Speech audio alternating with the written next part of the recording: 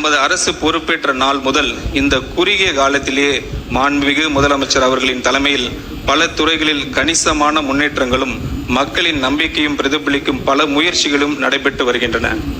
தமிழக வெற்றி கழகத்தின் வெற்றி என்பது ஒரு கட்சியின் தனிப்பட்ட வெற்றி அல்ல, ஒட்டுமொத்த மக்களின், தமிழக மக்களின் வெற்றி அது.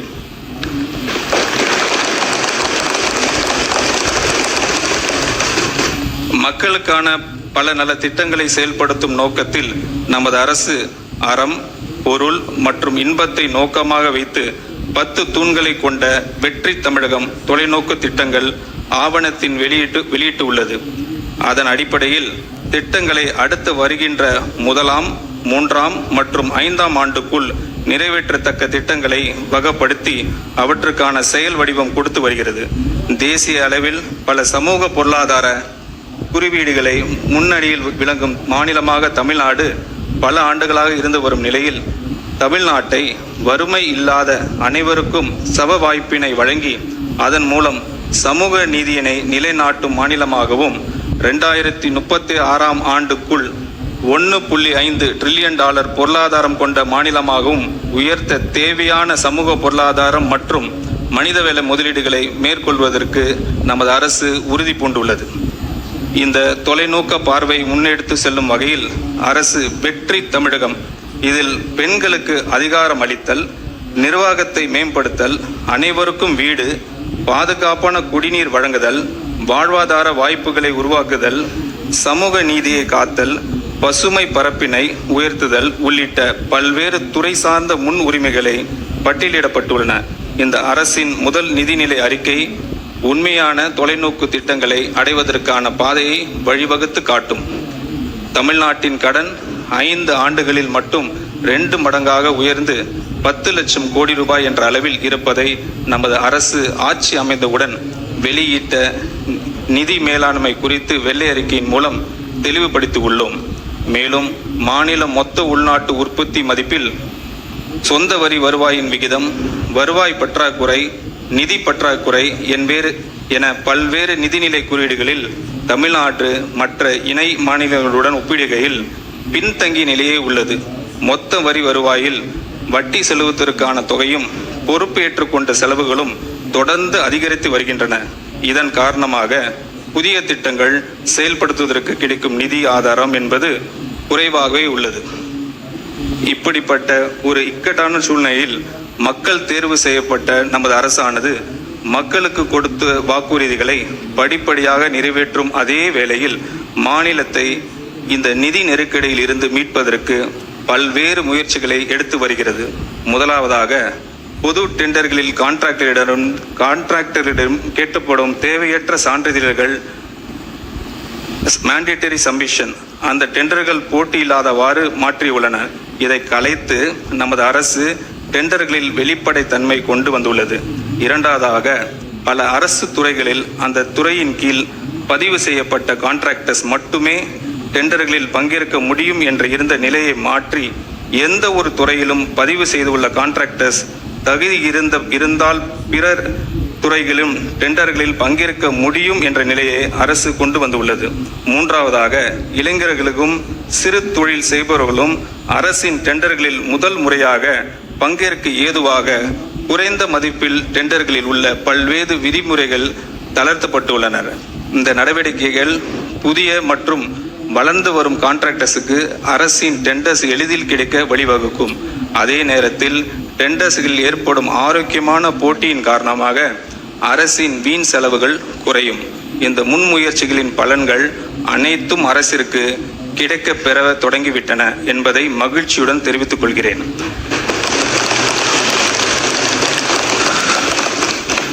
நமது அரசு பொறுப்பு ஏற்பதற்கு முன் டெண்டர்களின் மதிப்பீடுகளில் ஒரு பெரும் பகுதி சில தனிநபர்களுக்கும் சில கட்சிகளுக்கும் சென்றதை முழுமையாக தடுத்து நிறுத்தி ஒப்பற்ற சாதனையை நமது மாண்புமிகு முதலமைச்சர் அவர்கள் செய்திருக்கிறார். மேலும் பல அடுக்கு மற்றும் உயரமான அடுக்குமாடி குடியிருப்புகளை கட்டுவதற்கான திட்ட அனுமதியை பெற அரசிடம் வர வேண்டும் என்ற நிலையை நமது மாண்புமிகு முதலமைச்சர் மாற்றியுள்ளார். இந்த அனுமதி அதிகரிப்பு பகிர்ந்து அளிப்பின் மூலம் டெலிகேஷன் ஆஃப் பவர்ஸ் சென்னை பெருநகர் வளர்ச்சி குழுமத்தின் நிலையிலேயே பெற்றுக்கொள்ள ஆணையிட்டுள்ளார். இதன் மூலம் திட்ட அனுமதியை பெறுவதற்கு நிலவி வந்த ஊழலை முற்றிலும் அகற்றியுள்ளார்.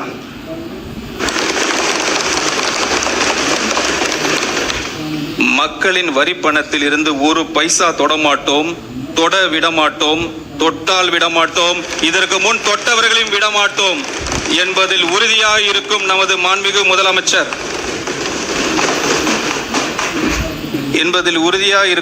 மாண்புமிகு முதலமைச்சரை கண்டாலே, அவரின் பெயரை கேட்டாலே ஊழல்வாதிகள் அஞ்சி நடுங்கி ஓடி ஒழிவதை நாம் நிரந்தரம் பார்த்து கொண்டுதான் இருக்கிறோம்.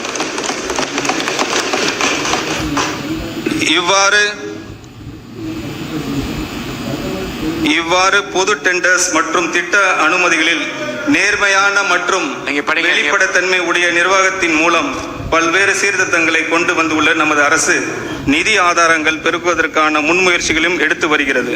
இவற்றின் ஒரு பகுதியாக மதுபான உற்பத்தி ஆலைகளுக்கான கூடுதல் சிறப்பு கட்டணத்தை அரசு அண்மையில் விதித்துள்ளது. இதன் மூலம் அரசுக்கு ஒரு ஆண்டுக்கு 1000 கோடி ரூபாய் வரை வரவு எதிர்பார்க்கப்படுகிறது.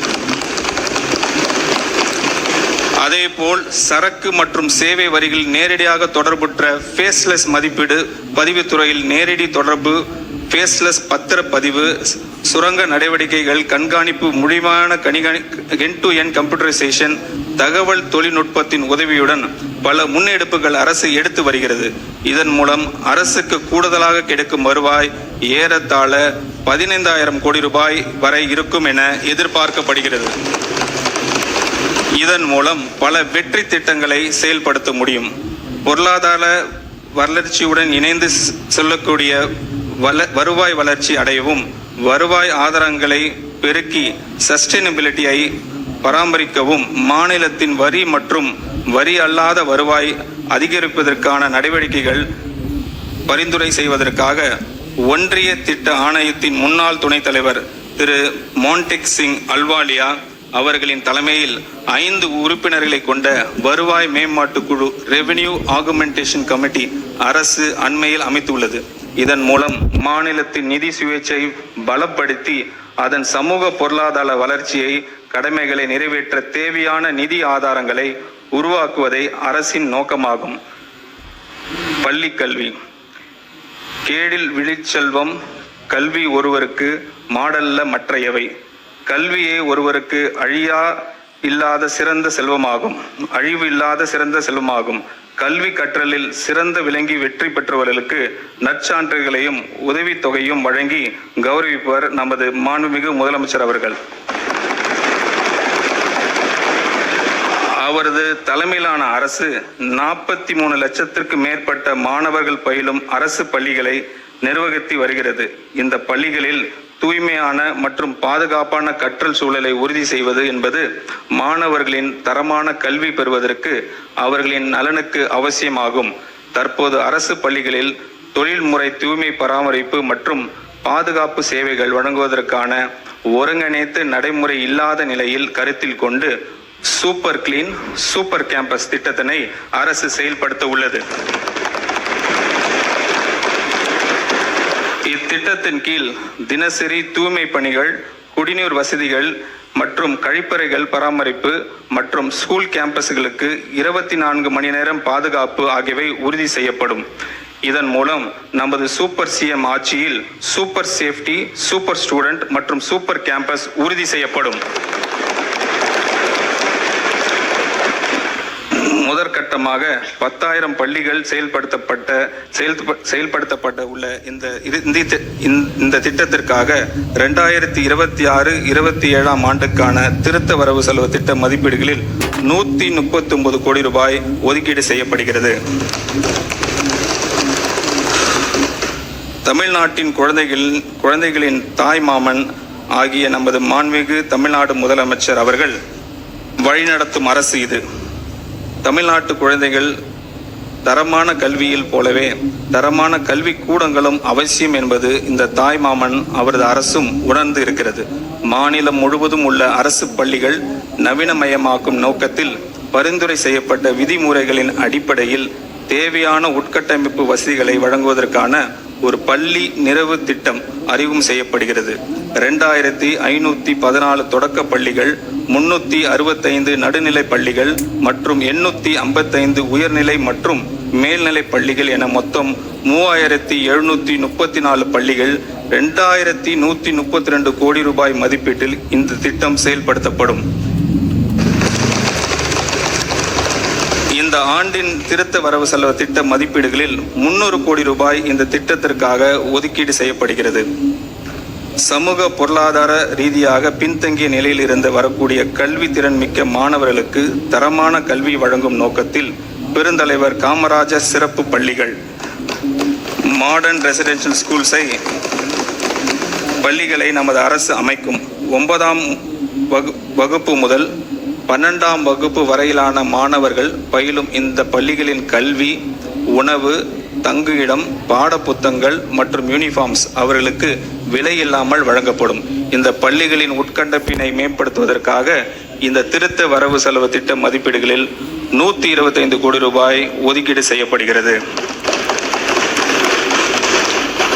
வேகமாக மாறி வரும் உலகளாவிய மற்றும் தொழில்நுட்ப யுகத்திற்கு ஏற்ப பள்ளி கல்வியின் பாடத்திட்டத்திற்கு அனுபவ ஆய்வு அடிப்படையில் எதிர்கால தலைமுறைக்கான திறன் சார்ந்த முழுமையான கல்வியாக மாற்றியமைப்பது காலத்தின் கட்டாயமாகும்.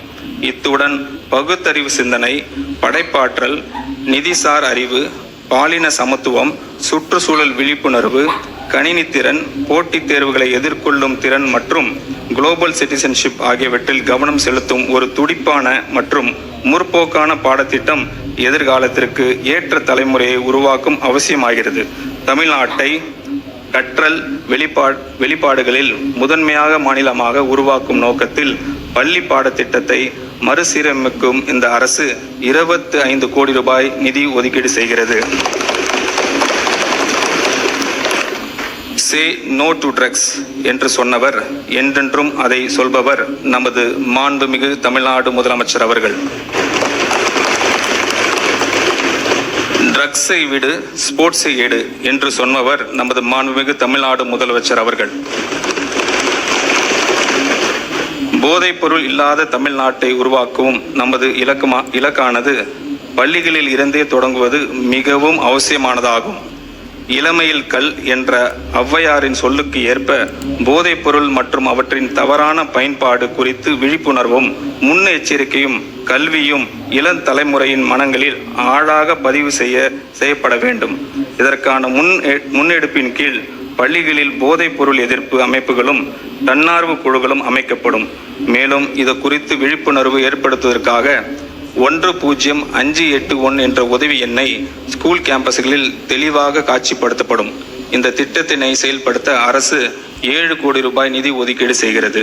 அத்துடன் மாணவர்களுக்கும் ஆசிரியர்களுக்கும் பாதுகாப்பாகவும் இரகசியமாகவும் தகவல் தெரிவிக்க ஏதுவாக போதைப் பொருள் இல்லா தமிழ்நாடு, ட்ரக்ஸ் ஃப்ரீ தமிழ்நாடு என்ற ஆப்பின் மூலம் போதைப் பொருள் கடத்தல் மற்றும் பயன்பாட்டு குறித்து தகவல்கள் பகிரும் வசதியுடன் உருவாக்கப்பட்டுள்ளது.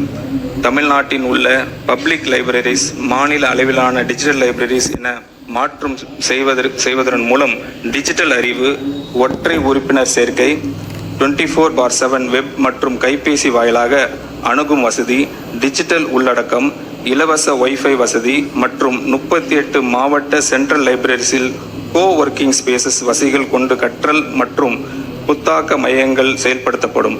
இந்த நோக்கத்திற்காக பப்ளிக் லைப்ரரிஸை மறுவடிவமைப்பதற்கு இந்த அரசு 10 கோடி ரூபாய் நிதி ஒதுக்கீடு செய்கிறது. அரசு மற்றும் அரசு நிதி உதவி பெறும் பள்ளிகளில் 2026-27 கல்வி ஆண்டில் 11ஆம் வகுப்பு பயிலும் சுமார் 5.32 லட்சம் ஜென்சி இளம் தலைமுறை மாணவர்களுக்கு 277 கோடி ரூபாய் மதிப்பீட்டில் ஹெல்மெட் மற்றும் வாட்டர் பாட்டில் வசதிகளுடன் கூடிய நவீன பிராண்டட் சைக்கிள்ஸ் வழங்கப்பட உள்ளது.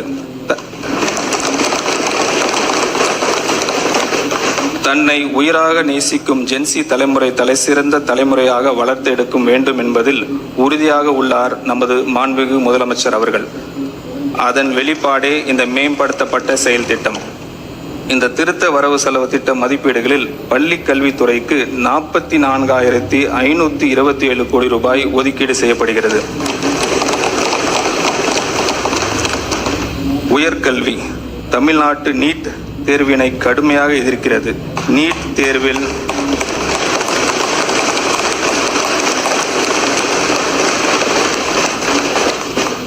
தேர்வில் தேசிய அளவில் நடைபெற்று பல்வேறு குளறுபடிகள் மற்றும் வினைத்தாள் கசிவு ஆகியவை எதிர்கால தலைமுறையினை உயர்கல்வி வாய்ப்பினை பெரிதும் பாதிக்கின்றன. எனவே நீட் தேர்வு முறையான நடவடிக்கை ரத்து செய்து முந்தைய முறையான 12ஆம் வகுப்பு பொதுத் தேர்வின் அடிப்படையில் மருத்துவ கல்விக்கான சேர்க்கை தொடர்ந்திட ஒன்றிய அரசை தமிழ்நாடு அரசு வலியுறுத்துகிறது.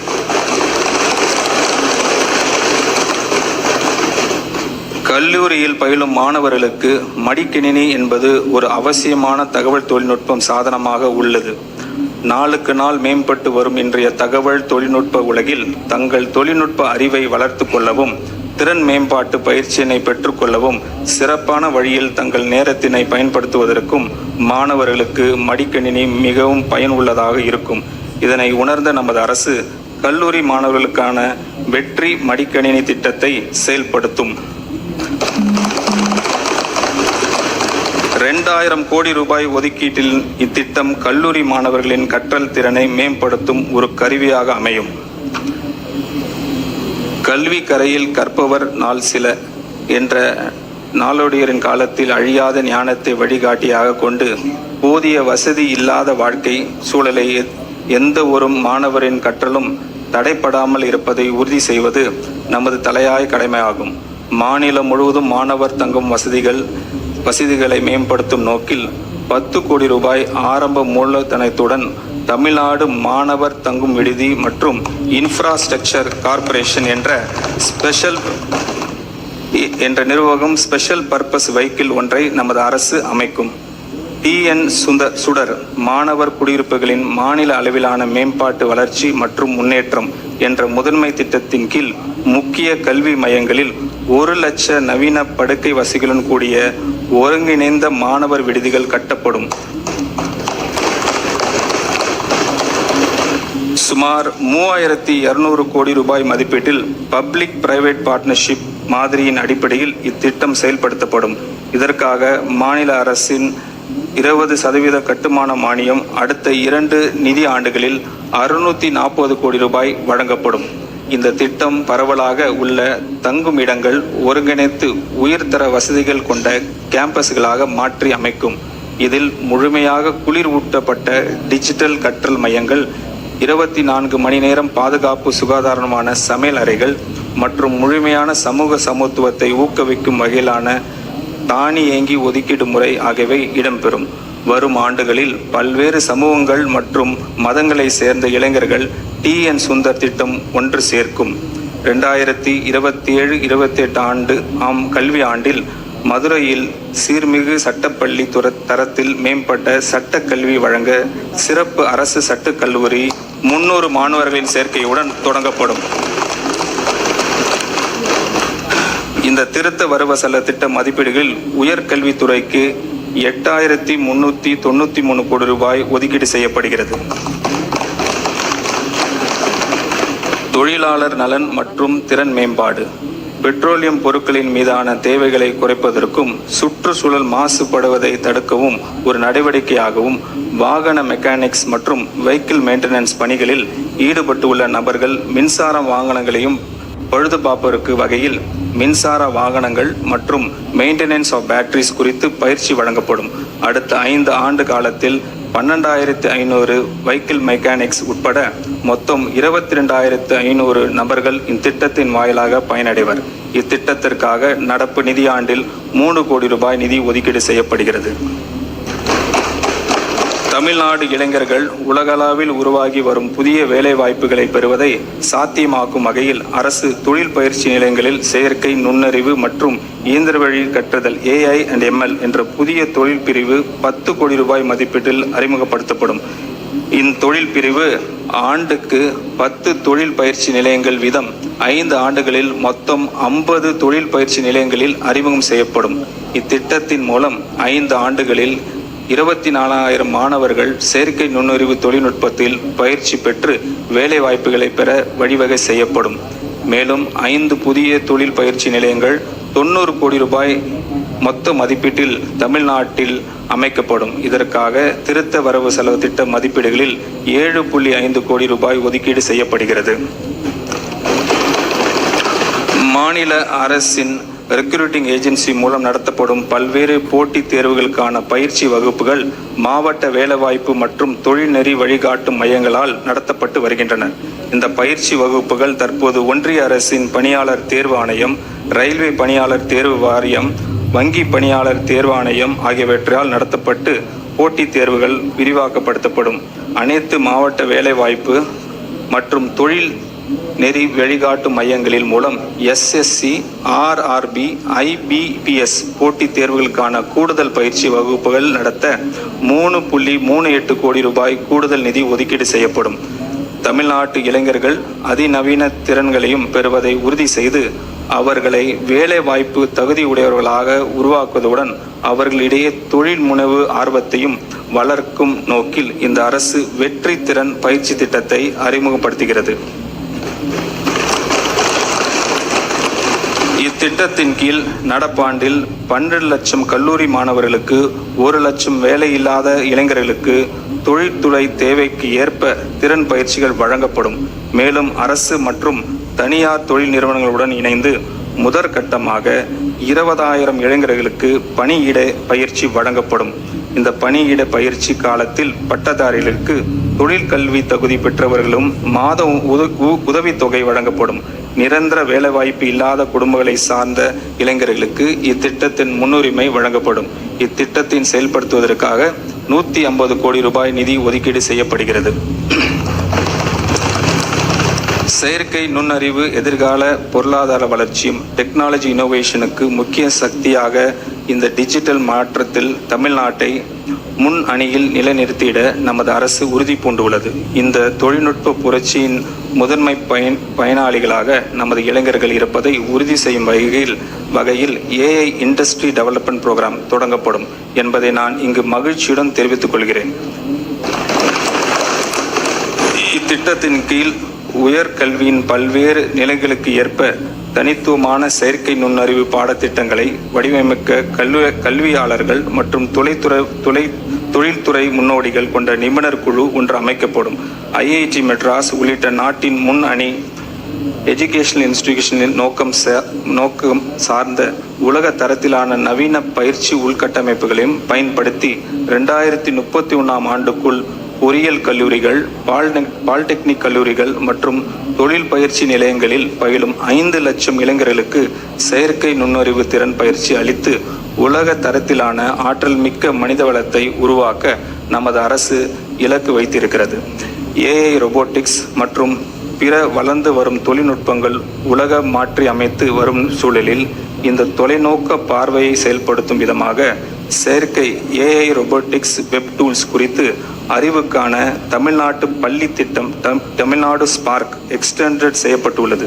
இத்திட்டம் தற்போது உள்ள 5000 அரசு பள்ளிகளில் இருந்து கூடுதலாக 2600 பள்ளிகளுக்கு 2026-27ஆம் ஆண்டில் எக்ஸ்டெண்ட் செய்யப்படும். புதிதாக மறுசீரமைக்கப்பட்ட 3 நிலைகளை கொண்ட கட்டமைப்பின் கீழ் 6 முதல் 8ஆம் வகுப்பு வரையிலான மாணவர்களுக்கு இந்த துறை சார்ந்த அடிப்படை பாடங்கள் அறிமுகப்படுத்தப்படும்.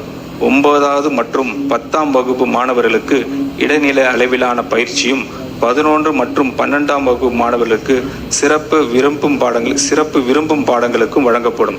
இந்த இக்குறிக்கோள் சார்ந்த முயற்சியானது மாணவர்கள் புதியனவற்றை படைக்கவும் தலைமைத்துவ பண்பையும் வளர்த்து கொள்ளவும் குளோபல் நாலேஜ் எக்கனாமியில் தமிழ்நாட்டை நிலைப்படுத்தவும் நேரடியாக உதவும். இந்த திருத்த வரவு செலவு திட்ட மதிப்பீடுகளில் தொழிலாளர் நலன் மற்றும் திறன் மேம்பாட்டு துறைக்கு 2022 கோடி ரூபாய் ஒதுக்கீடு செய்யப்படுகிறது.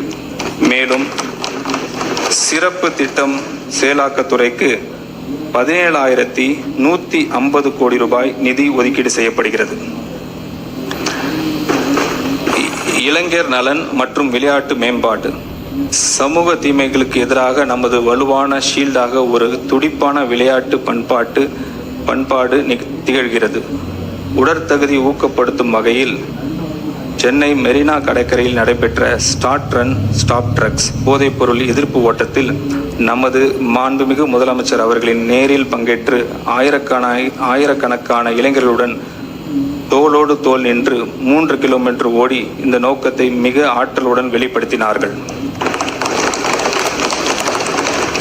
ஸ்போர்ட்ஸை எடு, ட்ரக்ஸை விடு என்ற செய்தியை முன்வைத்து தவறான போதை பழக்கத்துக்கு பதிலாக விளையாட்டு ஒழுக்கத்தையும் சமூக பொறுப்பையும் இளைஞர்களிடையே விதிக்கும் விதமாக ஒரு ஒருங்கிணைந்த இளைஞர் மேம்பாட்டு திட்டத்தை இந்த அரசு தொடங்கும். NCC, NSS போன்ற முக்கிய இளைஞர் அமைப்புகளை மருத்துவம், காவல் மற்றும் சமூக நலன் துறைகளுடன் ஒருங்கிணைத்து இளைஞரின் ஆற்றல் விளையாட்டு, சமூக சேவை மற்றும் நல்வாழ்வு போன்ற ஆக்கப்பூர்வ செயல்பாடுகளில் திசையில் நமது அரசு அவர்களை வழிநடத்தி கொண்டு செல்லும். அனைவருக்கும் விளையாட்டு, அனைத்து இடங்களிலும் விளையாட்டு என்பதன் மூலம் நமது எஜுகேஷன் இன்ஸ்டிடியூஷன் பாதுகாப்பானதாகவும் முற்றிலும் போதைப்பொருள் அன்று இடங்களாக திகழும். ஒலிம்பிக் போட்டிகளில் தங்கம் வெல்வதை நோக்கமாக கொண்டு சர்வதேச அளவில் விளையாட்டுத் துறையில் தமிழ்நாட்டை உச்சத்திற்கு கொண்டு செல்ல நமது அரசு உறுதி பூண்டுள்ளது. சிறந்த திறமையான விளையாட்டு வீரர்களை உருவாக்குவதற்காக 10 ஒலிம்பிக் சிறப்பு மையங்கள் மாநிலம் முழுவதும் அமைக்கப்பட்டு இதற்காக 50 கோடி ரூபாய் நிதி ஒதுக்கீடு செய்யப்படுகிறது. விளையாட்டில் ஆர்வம், திறமையும் கொண்ட 8 முதல் 12 வயதிற்கு உட்பட்ட இளம் பள்ளி மாணவர்களை தேர்ந்தெடுத்து அவர்களுக்கு உலகத்தரம் வாய்ந்த பயிற்சிகள் வழங்க 5 கோடி ரூபாய் ஒதுக்கீடு செய்யப்படுகிறது. மேலும் தேசிய மற்றும் சர்வதேச விளையாட்டுப் போட்டிகளில் சிறந்து விளங்கும் 500 வீரர்களுக்கு நிதி உதவி வழங்க கூடுதலாக 22 கோடி ரூபாய் நிதி ஒதுக்கீடு செய்யப்படுகிறது. தமிழரின் பாரம்பரிய விளையாட்டுகளான உலக அளவிற்கு கொண்டு செல்லும் தமிழ்நாட்டு கிராமிய விளையாட்டு போட்டிகள் நடத்த 42 கோடி ரூபாய், தமிழ்நாடு உடற்கல்வி மற்றும் விளையாட்டு பல்கலைத்தின் உட்கட்டமைப்புகளை மேம்படுத்த 2 கோடி ரூபாய் நிதி ஒதுக்கீடு செய்யப்படுகிறது. உலகத்தரம் வாய்ந்த வெற்றியாளர்களை உருவாக்குதல் மற்றும் இளைஞர்களுக்கு இடையே ஆரோக்கியம் மற்றும் உடற்தகுதி காக்கும் பண்பாட்டை வளர்த்துதல் ஆகிய இருமுனை அணுகுமுறையின் மூலம்தான் உண்மையான விளையாட்டு வளர்ச்சியை அடைய முடியும். விளையாட்டு என்பது நமது பள்ளிகளில் இருந்து தொடக்கப்பட வேண்டும். தற்போது அரசு மற்றும் அரசு உதவி பள்ளிகளில் ஒவ்வொரு வகுப்பிற்கும் வாரத்திற்கு 2 PT வகுப்புகள் மட்டுமே உள்ளன. இந்த நிலையை மாற்றப்பட்டு பள்ளி நேரத்துக்கு பிறகு தினமும் 1 மணி நேரம் முறைப்படுத்தப்பட்ட விளையாட்டு மற்றும் உடற்பயிற்சி செயல்பாடுகள் அறிமுகப்படுத்தப்படும். இந்த திட்டத்திற்கு தேவையான ஸ்போர்ட்ஸ் எக்யூப்மெண்ட்ஸ் மற்றும் வசதிகள் அனைத்தும் அரசு மற்றும் அரசு உதவி பெறும் பள்ளிகளுக்கு வழங்கப்படும். இது மாணவர்களின் உடற்தகுதி, சிந்தனை திறன் வளர்ச்சி, கூட்டு செயல்பாடு மற்றும் ஒழுக்கத்தை வலுப்படுத்துவதுடன் மாநில, தேசிய மற்றும் சர்வதேச அளவில் சாதனை படக்கூடிய திறமை கொண்டவர்களை கண்டறிவதற்கு வழிவகுக்கும். மேலும் விளையாட்டு பொதுமக்களுக்கு கொண்டு சேர்க்கும் வகையில் அனைத்து ஊராட்சி ஒன்றியங்கள் மற்றும் நகர்ப்புற உள்ளாட்சி அமைப்புகளின் நெய்பர்ஹுட் ஸ்போர்ட்ஸ் ஃபெசிலிட்டிஸ், சிறிய உடற்பயிற்சி கூடங்கள் மற்றும் ஸ்போர்ட்ஸ் காம்ப்ளெக்ஸ் உருவாக்கப்படும். இளைய தலைமுறையினர் ஒவ்வொருவருக்கும் தங்களுடைய வீட்டிலிருந்து நடக்கும் தூரத்தில் விளையாடுவதற்கான உட்கட்டமைப்பு வசதியை உருவாக்குவதன் மூலம் ஆரோக்கியமான, சுறுசுறுப்பான மற்றும் ஒழுக்கமிக்க தலைமுறையை நாம் உருவாக்குவோம்.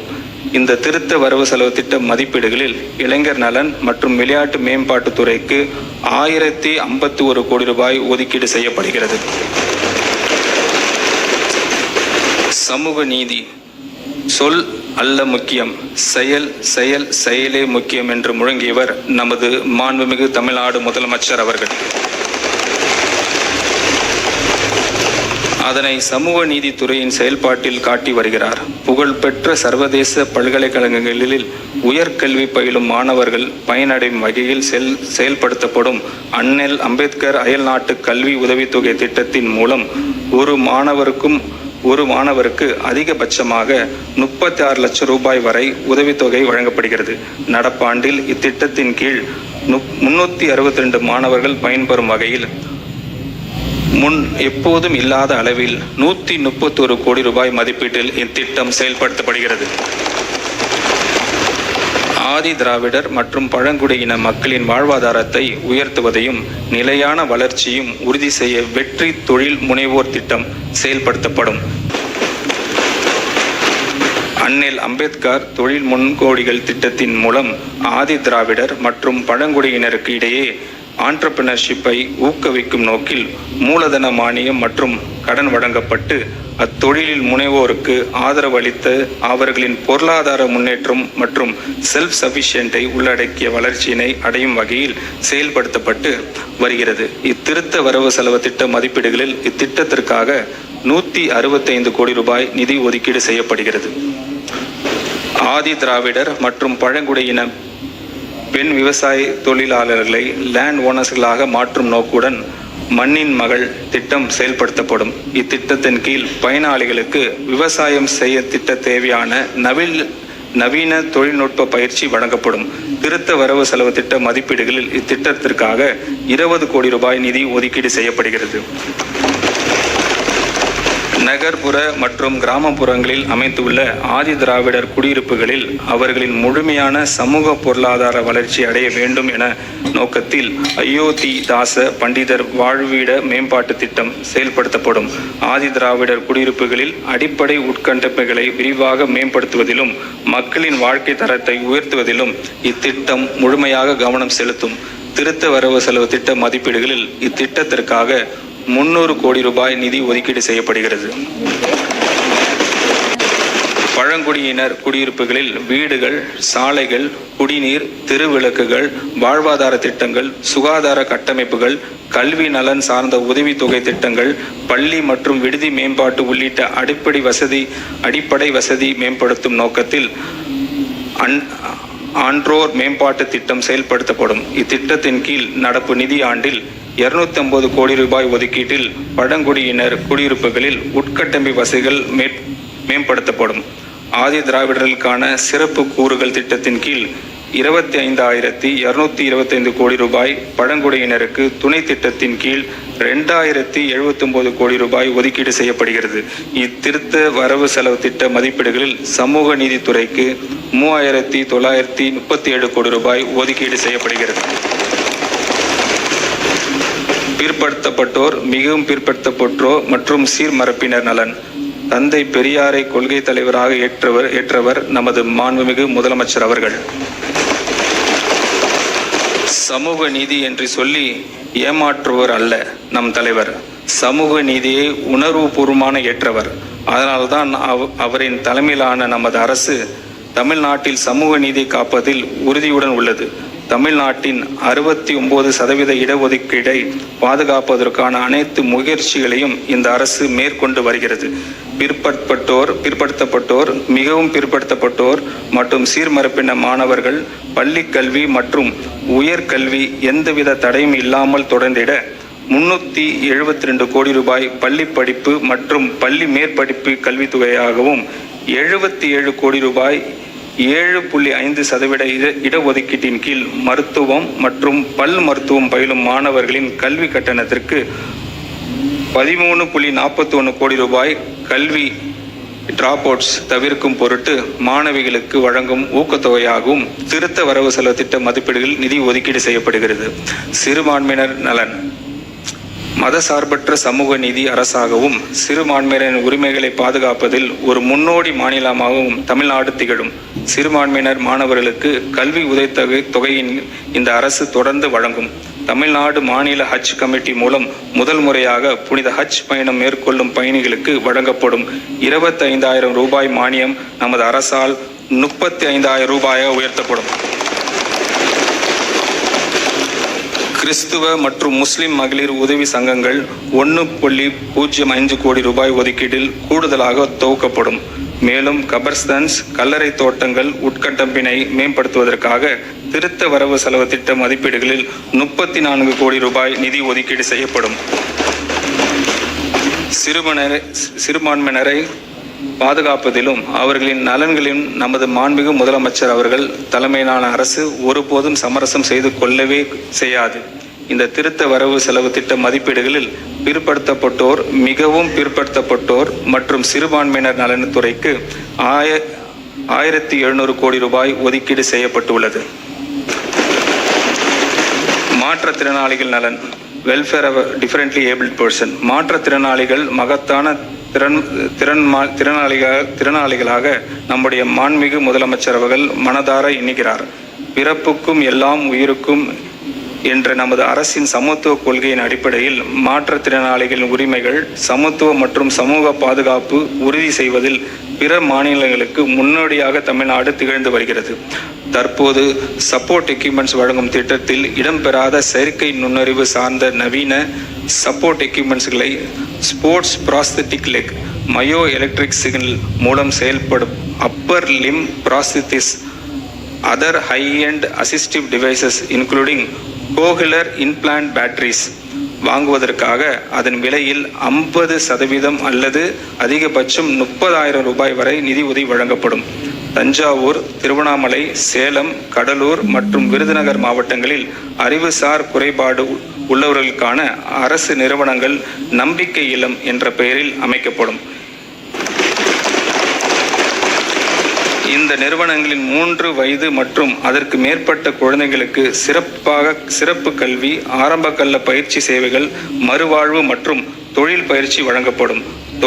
தொடக்க நிலையில் ஒவ்வொரு நிறுவனமும் 50 மாணவர்கள் பயிலும் பகல் நேர பள்ளியாக செயல்பட்டு பின்னர் தங்கும் இடம் வசதியுடன் கூடிய நிறுவனமாக மேம்படுத்தப்படும்.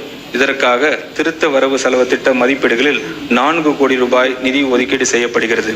இந்த திருத்த வரவு செலவு திட்ட மதிப்பீடுகளில் மாற்றுத்திறனாளிகள் நலன் துறைக்கு 1485 கோடி ரூபாய் ஒதுக்கீடு செய்யப்பட்டுள்ளது.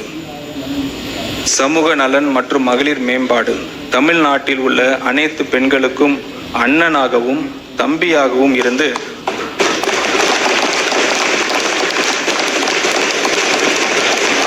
அவர்களுக்கு எப்போதும் துணை நிற்பவர்தான் நமது மாண்புமிகு முதலமைச்சர் அவர்கள்.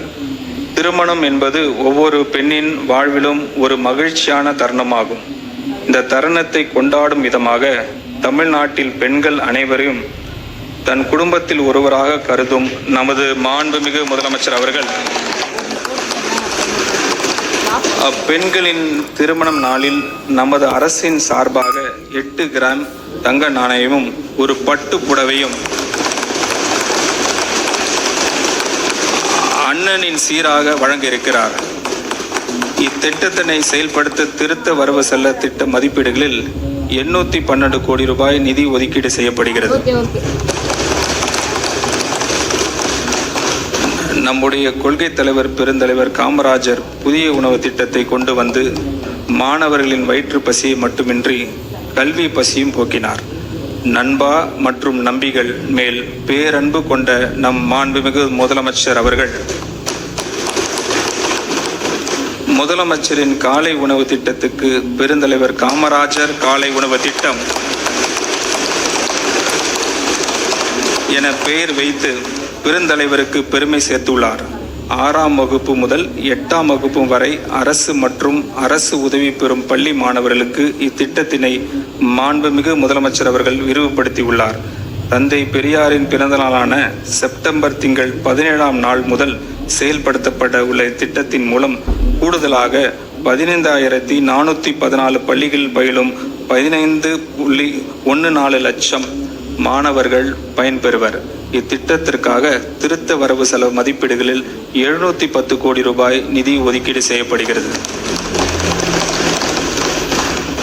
மூத்த குடிமக்கள் கண்ணியமான வாழ்க்கை, மகிழ்ச்சியான முதுமை மற்றும் விரைவான சமூக பாதுகாப்பை உறுதி செய்து முதியோருக்கு உகந்த சூழல் கொண்ட மாநிலமாக தமிழ்நாட்டை உருவாக்குவதில் இந்த அரசு உறுதியாக உள்ளது.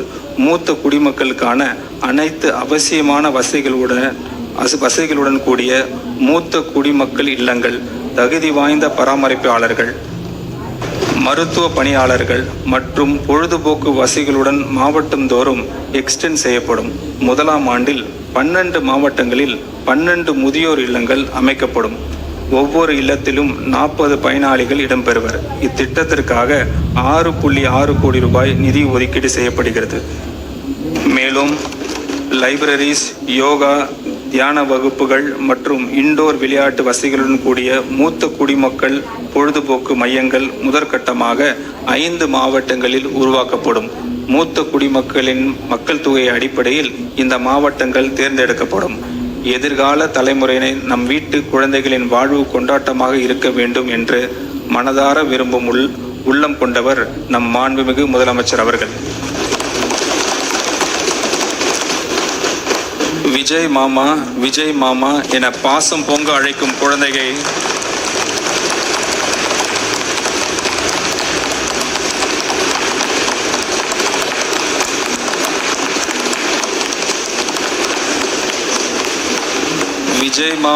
விஜய் மாமா என பாசம் அழைக்கும் குழந்தைகள் செல்வங்களை பற்றி நாள்தோறும் சிந்திப்பவர் நமது மாண்புமிகு முதலமைச்சர் அவர்கள்.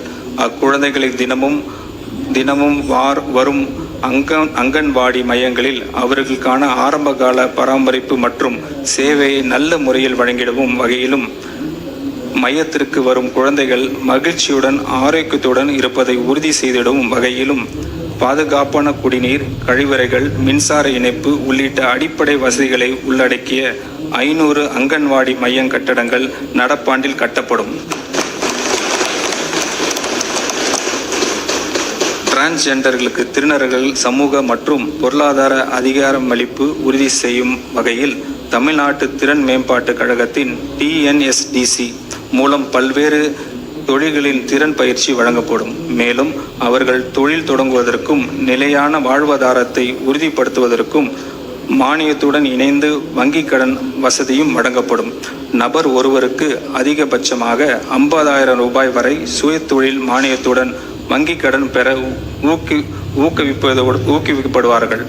சமூக மற்றும் குடும்ப சவால்களை எதிர்கொள்ளும் டிரான்ஸ்ஜெண்டர்களுக்கு பாதுகாப்பான தங்குமிடம், உணவு, ஆலோசனை மற்றும் மறுவாழ்வு ஆதரவு வழங்குவதற்காக 5 மாவட்டங்களில் அரண் தங்குமிடம் வசதிகள் நிறுவப்படும்.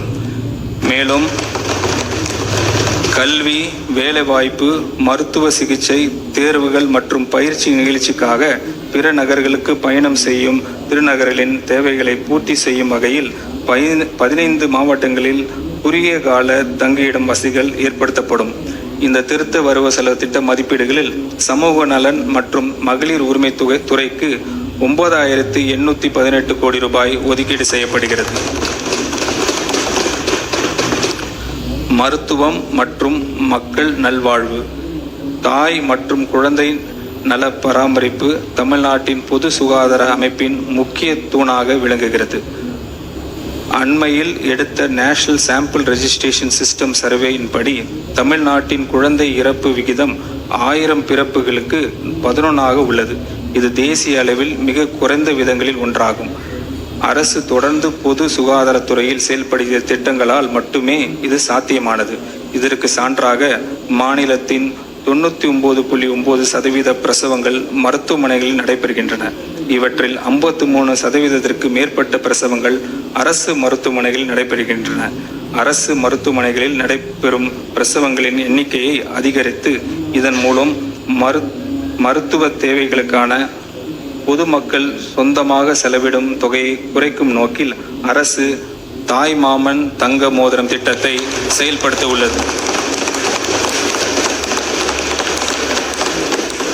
இத்திட்டத்தின் கீழ் அரசு மருத்துவமனைகளில் பிறக்கும் அனைத்து குழந்தைகளும் குழந்தையின் பிறப்பு கொண்டாடும் வகையிலும் தாயாக ஆளும் பிறகு அடையும் மகிழ்ச்சியும் முக்கியத்துவத்தை போற்றும் வகையில் தாய் மாமன் அன்பளிப்பாக 1 கிராம் தங்க மோதிரம் வழங்கப்படும்.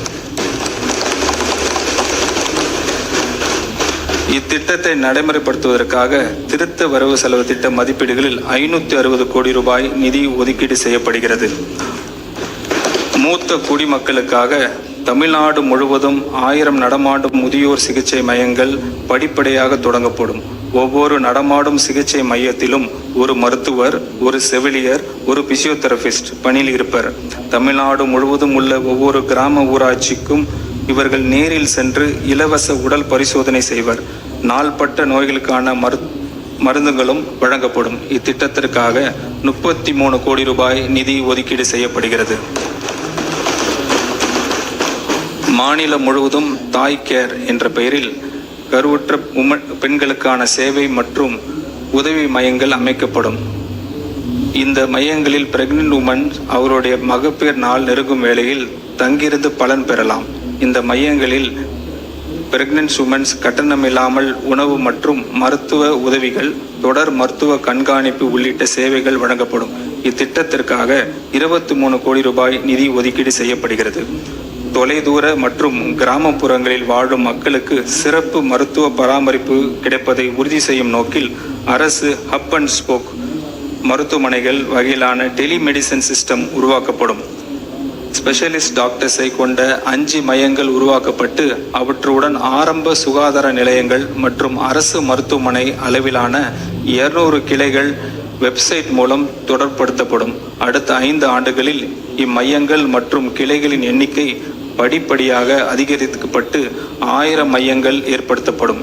டெலிமெடிசன் நெட்வொர்க்ஸை உருவாக்க திருத்த வரவு செலவு திட்ட மதிப்பீடுகளில் 18.5 கோடி ரூபாய் ஒதுக்கீடு செய்யப்படுகிறது. புற்றுநோய் பராமரிப்பு தொடர்பாக இந்த அரசு ஹப் அண்ட் ஸ்போக் மருத்துவமனை வகையிலான அமைப்புகள் உருவாக்கும்.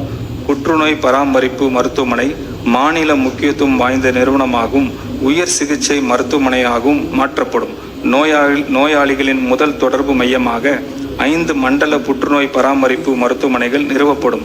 இந்நிறுவனங்களில் புற்றுநோய் பராமரிப்பு தொடர்பான ஆராய்ச்சி மற்றும் மேம்பாட்டு பணிகளையும் மேற்கொள்ளவும் இதற்கான டிபிஆர் தயாரிப்பதற்காக திருத்த வரவு செலவு திட்ட மதிப்பீடுகள் 10 கோடி ரூபாய் ஒதுக்கீடு செய்யப்படுகிறது. தொற்று நோய்கள் மற்றும் புற்றுநோய்களின் தொடர் சிகிச்சைக்காக அவசியமான மருந்துகள் தடை இல்லாமல் கிடைப்பதை உறுதி செய்வது மிகவும் அவசியமாகும். பரிசோதனைகள் மற்றும் ஆரம்பகால நோய் கண்டறிதல் அதிகரித்து உள்ளதால் உயர் இரத்தம் அழுத்தம், டயபெட்டிக்ஸ் மற்றும் புற்றுநோய்க்கு தொடர் சிகிச்சை பெறும் நோயாளிகளின் எண்ணிக்கையும் தொடர்ந்து அதிகரித்து வருகிறது. அதிகரித்து வரும் நோயாளிகளின் எண்ணிக்கை மற்றும் கூடுதல் மருந்து தேவை பூர்த்தி செய்யும் தடையற்ற மருந்து விநியோகத்தை உறுதி செய்யும் வகையில் மெடிசின்ஸ் நிதி ஒதுக்கீடு இந்த அரசு திருத்த வரவு செலவு திட்ட மதிப்பீடுகளில் 100 கோடி ரூபாய் உயர்த்துகிறது. இந்த திருத்த வரவு செலவு திட்ட மதிப்பீடுகளில் மருத்துவம் மற்றும் மக்கள் நல்வாழ்வுத்துறைக்கு 23,357 கோடி ரூபாய் ஒதுக்கீடு செய்யப்படுகிறது. கூட்டுறவு உழுந்து உண்டு வாழ்வாரே வாழ்வர் என்ற வள்ளுவரின் வாக்குக்கு இணங்க விவசாயிகளின் வாழ்வாதாரத்தை பாதுகாத்திடவும் அவர்களின் மீதான கடன் சுமையை குறைத்திடும் வகையில் விவசாயிகள் கூட்டுறவு சங்கங்களின் மூலம் வங்கி கடனை தள்ளுபடி செய்யும் திட்டத்தினை நமது அரசு அறிவித்தது. இத்திட்டத்தின் கீழ் கூட்டுறவு சங்கங்களின் மூலம் 75,000 ரூபாய் பயிர்க்கடன் பெற்ற விவசாயிகளுக்கு 100% முழுமையாக பயிர்க்கடன் தள்ளுபடி செய்து பிறகு இவ்விவசாயிகளுக்கு 35,000 ரூபாய் பயிர்க்கடன் தள்ளுபடி செய்தும் 14.43 லட்சம் விவசாயிகள் பயன்பெறும் வகையில் 5,932 கோடி ரூபாயிலான விவசாய கடன் தள்ளுபடி செய்ய மாண்புமிகு முதலமைச்சர் அவர்கள் உத்தரவிட்டுள்ளார். இந்த பயிர்க்கடன் தள்ளுபடி தகுதியுள்ள அனைத்து விவசாயிகளின் கணக்குகளில் வரவு வைக்கப்பட்டு வருகிறது. இது மட்டுமல்லாமல் எந்த நேரமும் விவசாயிகளுடன் இருக்கும் அரசாகவே நமது மாண்புமிகு முதலமைச்சரின் தலைமையிலான அரசு இருக்கும். இந்த திருத்த வரவு செலவு திட்ட மதிப்பீடுகளில் கூட்டுறவுத்துறைக்கு 8,028 கோடி ரூபாய் ஒதுக்கீடு செய்யப்படுகிறது.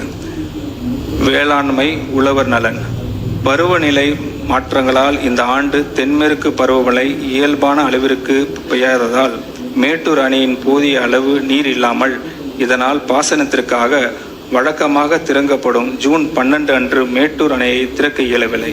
இந்த நிலையை கருத்தில் கொண்டு மாண்புமிகு தமிழ்நாடு முதலமைச்சர் அவர்கள் நெல் உற்பத்தி குறையாமல் இருப்பதை உறுதி செய்திட டெல்டா மற்றும் டெல்டா அல்லாத மாவட்டங்களில் நெல் சாகுபடியை ஊக்குவிக்கும் மொத்தம் 134 கோடி ரூபாய் நிதி ஒதுக்கீட்டில் குறுவை தொகுப்பு திட்டத்திற்கு ஒப்புதல் அளித்தார். இதில் நெல் இயந்திர நடவ, நேரடி நெல் விதைப்பு, விதை உற்பத்தி மானியம், நெல் விதை, liquid bio fertilisers, distribution of micro nutrition fertiliser mixers ஆகிய இனங்கள் செயல்படுத்தப்படுகின்றன. விவசாயிகளுக்கு வழங்கும் மின் மானியத்திற்கு இந்த திருத்த வரவு செலவு திட்ட மதிப்பீடுகளில் 7,432 கோடி ரூபாய் ஒதுக்கீடு செய்யப்படுகிறது. இத்திருத்த வரவு செலவு திட்ட மதிப்பீடுகளில் வேளாண் மற்றும் உழவர் நலத்துறைக்கு 14,984 கோடி ரூபாய் ஒதுக்கீடு செய்யப்படுகிறது. கால்நடை பராமரிப்பு, கிராமப்புற மேம்பாட்டு, ஊட்டச்சத்து பாதுகாப்பு மற்றும் பொருளாதார வளர்ச்சி ஆகியவற்றை ஊக்குவிக்கும் வேளாண் பொருளாதாரத்தின் ஒரு முக்கிய அங்கமாக கால்நடை பராமரிப்பு துறை விளங்குகிறது. நடப்பு நிதியாண்டில் ஊரக பகுதிகளில் வாழும் நலிவடைந்த கைம்பெண்கள், ஆதரவற்ற பெண்கள், டிரான்ஸ்ஜெண்டர்ஸ் மற்றும் மற்ற மாற்றுத்திறனாளிகளுக்கு வெற்றி மகளிர் ஆடுகள் வளர்ப்பு திட்டத்தின் கீழ் 100% மானியத்தில் 5 வெள்ளாடுகள் அல்லது செம்மறி ஆடுகள் வழங்கப்படும். இதன் மூலம் சுமார் 30,000 தகுதி உள்ள நபர்கள் பயனடைவர். இதற்காக திருத்த வரவு செலவு திட்ட மதிப்பீடுகளில் 110 கோடி ரூபாய் ஒதுக்கீடு செய்யப்படுகிறது. கால்நடை மருத்துவமனைகளுக்கு தேவையான 41 கட்டடங்கள் 47 கோடி ரூபாய் மதிப்பீட்டில் உருவாக்கப்படும். கால்நடைகளின் மருத்துவ சிகிச்சை தேவையான பூர்த்தி செய்ய 25 கால்நடை மருத்துவமனைகள் கால்நடை பல்நோக்கு மருத்துவமனைகளாகவும் 210 வெட்டினரி டிஸ்பென்சரிஸ் வெட்டினரி ஹாஸ்பிட்டல்ஸ் ஆகவும் 40 கோடி ரூபாய் ஒதுக்கீட்டில் தரம் உயர்த்தப்படும். மேலும் 143 புதிய நடமாடும் கால்நடை மருத்துவ பிரிவுகள் 35 கோடி ரூபாய் மதிப்பீட்டில் உருவாக்கப்படும். எதிர்பாராத இறப்பு, நோய்கள் அல்லது நேச்சுரல் டிசாஸ்டர்களால் கால்நடைகள் இழப்பதை விவசாயிகளுக்கு பெரும் நிதி சுமையை ஏற்படுத்துகிறது என்பதை இந்த அரசு நன்கு உணர்ந்துள்ளது. விவசாயிகளுக்கு நிதி பாதுகாப்பு வழங்க நோக்கில் இந்த அரசு கால்நடைகள் காப்போம் என்ற புதிய கால்நடை காப்பீட்டு திட்டத்தை அறிமுகப்படுத்த உள்ளது. கால்நடைகள் காப்போம் திட்டத்தினை செயல்படுத்துவதற்காக 31 கோடி ரூபாய் நிதி ஒதுக்கீடு செய்யப்படுகிறது. கால்நடைகளை பராமரிப்பதற்கான செலவில் தரமான ஃபாடஸ் தீவனத்தின் விலை மிக முக்கியமான பங்கினை வகிக்கிறது. விவசாயிகளுக்கு குறைந்த விலையில் தரமான தீவனம் கிடைப்பதை உறுதி செய்யும் நோக்கத்தில் நமது அரசு ஃபாடஸ் சீட் பேங்க் மற்றும் குடோன்ஸை 6.7 கோடி ரூபாய் மதிப்பீட்டில் இந்த மாநிலத்தில் அமைக்கும். மேலும் கிரீன் ஃபாடஸ் சாகுபடியினை ஊக்குவிக்கவும் நறுக்கிய தீவன பயன்பாட்டினை மேம்படுத்தவும் சமூக பங்களிப்பின் வாயிலாக மேய்ச்சல் நிலங்களை மீட்பு எடுப்பதற்கு 13 கோடி ரூபாய் நிதி ஒதுக்கீடு செய்யப்படுகிறது. நடையாய் நடக்கும் வாய் உள்ள மனிதர்களை மறந்துவிடும் ஆட்சியை போல் இல்லாமல் வாயிலா ஜீவன்களை கால்நடைகள் மீதும் அன்பும் கவனம் செலுத்தும் அரசுதான் இந்த மனசாட்சி உள்ள மக்களாட்சி அரசு. மீன் வளம் மற்றும் மீனவர் நலன். மீனவர்களுக்காக குரல் கொடுப்பதிலும் மீனவர்கள் மீது பாசம் காட்டுவதிலும் புரட்சி தலைவருக்கு பிறகு உண்மையான மீனவ நண்பனாக இருக்கும் ஒரே தலைவர் நமது மாண்புமிகு முதலமைச்சர் அவர்கள். அந்த உணர்வின் அடிப்படையில் மீனவர்களின் வாழ்வாதாரத்தை பாதுகாக்கும் நோக்கத்தில் பல்வேறு சமூக நல திட்டங்களை தமிழ்நாடு அரசு தொடர்ந்து செயல்படுத்தி வருகிறது.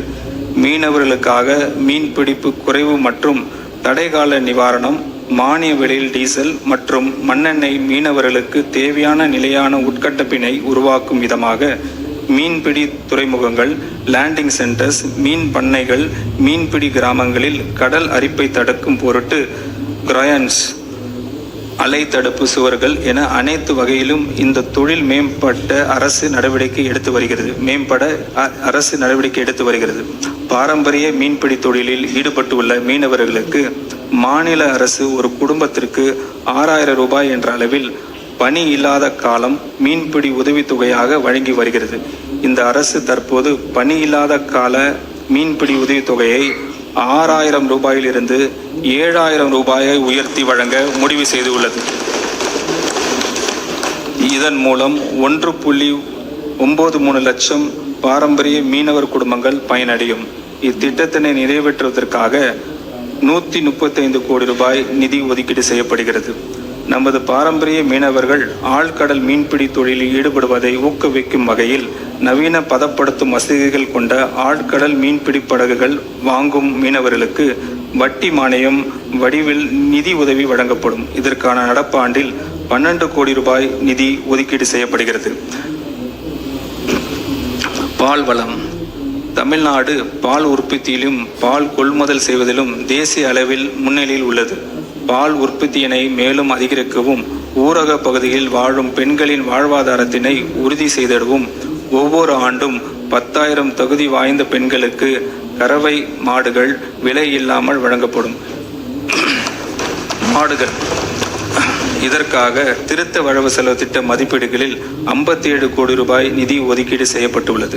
இத்திருத்த வரவு செலவு திட்ட மதிப்பீடுகளில் கால்நடை பராமரிப்பு, பால்வளம், மீன்வளம் மற்றும் மீன்வளர்ப்பு நலத்துறைக்கு 4880 கோடி ரூபாய் ஒதுக்கீடு செய்யப்பட்டுள்ளது.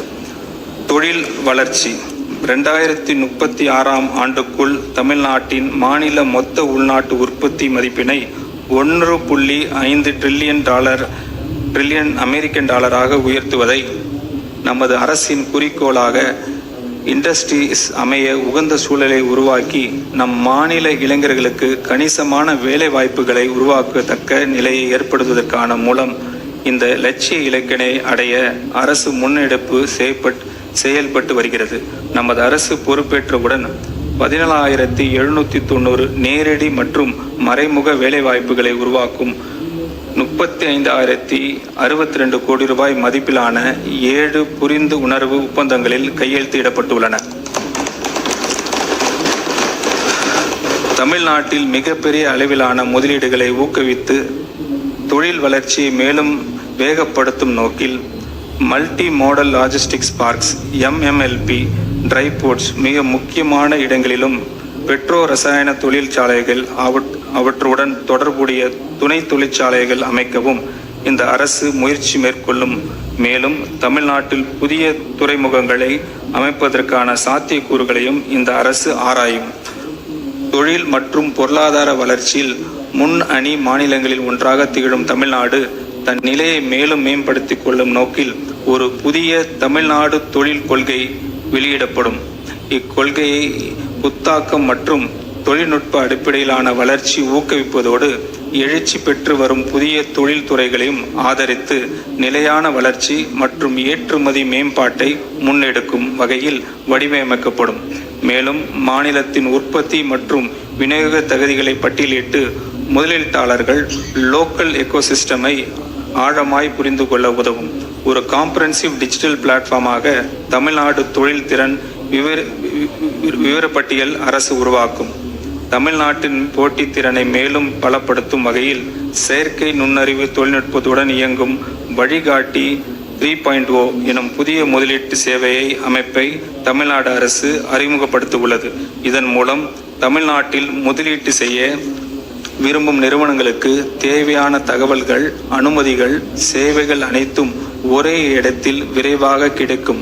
வழிகாட்டி 3.0 அமைப்பின் முக்கிய அங்கமாக தமிழ்நாடு சிங்கிள் விண்டோ போர்ட்டல் 3.0 மேம்படுத்தப்பட்டு வடிவில் செயல்படுத்தப்படும்.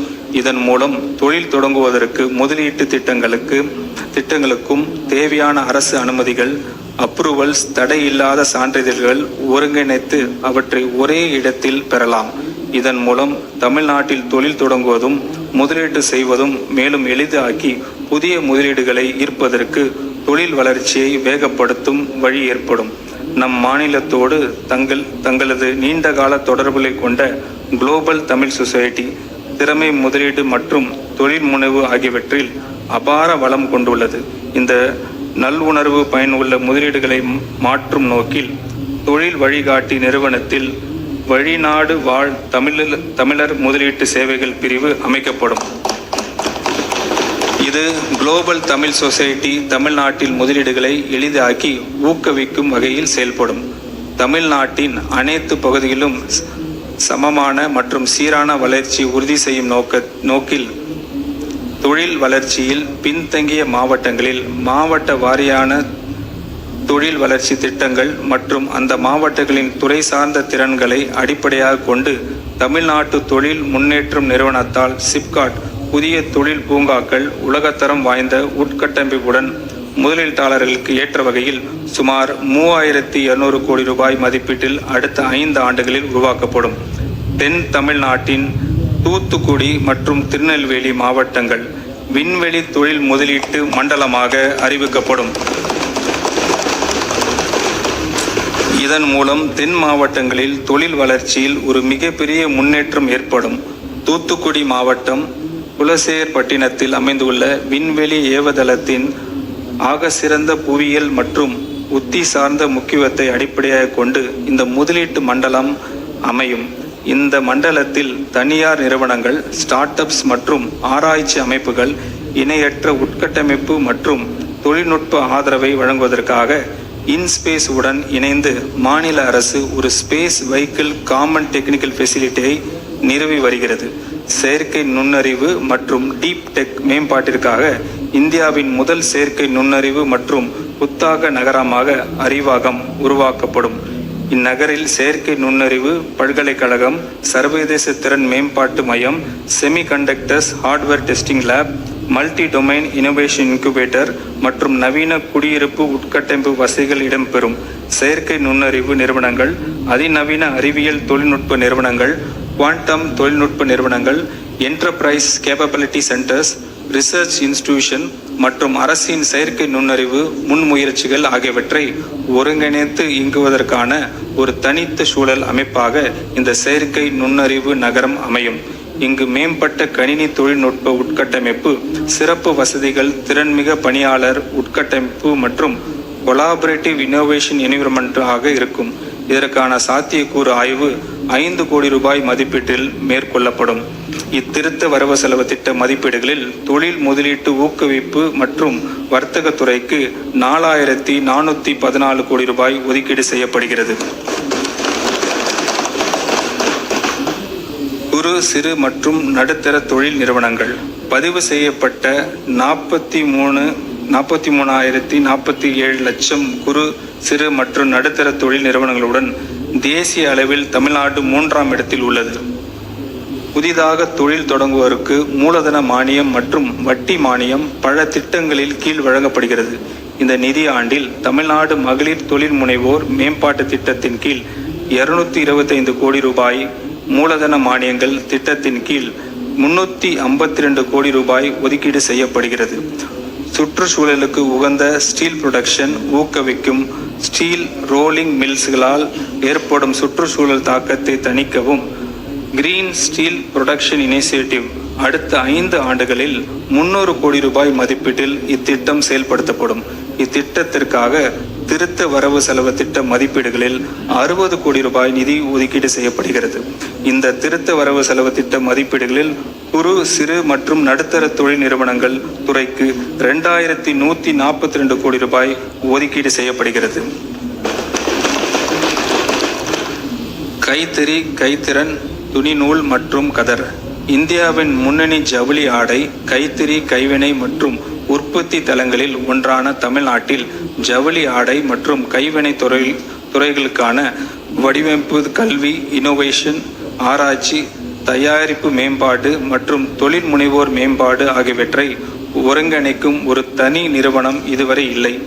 மேலும் தமிழ்நாட்டின் கிராமப்புறங்களில் உள்ள கைவினை கலைஞர் சமூகங்கள் மற்றும் திறமை வாய்ந்த மாணவர்களுக்கு நிதி சிக்கல்கள் மற்றும் சிறப்பு கல்வி வாய்ப்புகளை பெறுவதில் உள்ள சிரமங்கள் ஆகியவற்றால் போதிய வாய்ப்பு கிடைக்காமலும் தேசிய அளவிலான முதன்மை வடிவமைப்பு நிறுவனங்களை அணுகுவதிலும் பல இடர்பாடுகளையும் எதிர்கொள்கின்றனர்.